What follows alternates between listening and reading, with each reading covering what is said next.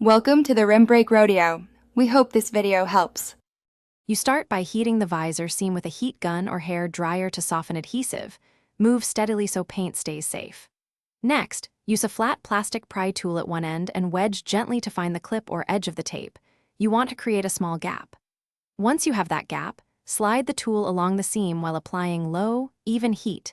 This reduces tearing and keeps clips intact, so you can work without damaging the molding or glass.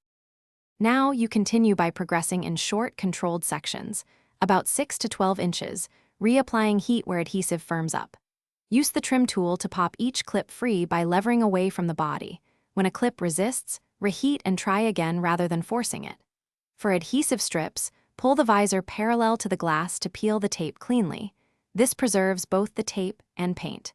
Make sure to hold the visor with your other hand to prevent it from snapping loose. To finish, remove remaining adhesive using isopropyl alcohol or a dedicated remover and a microfiber cloth. Work slowly so solvent doesn't drip into seals. Then inspect clips and the mounting channel. Replace any damaged clips now so reinstallation is straightforward. Once clean and dry, test fit the visor to confirm alignment and window clearance.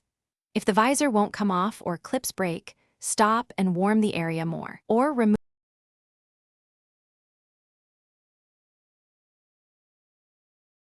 Thanks for watching. Consider subscribing if we helped you.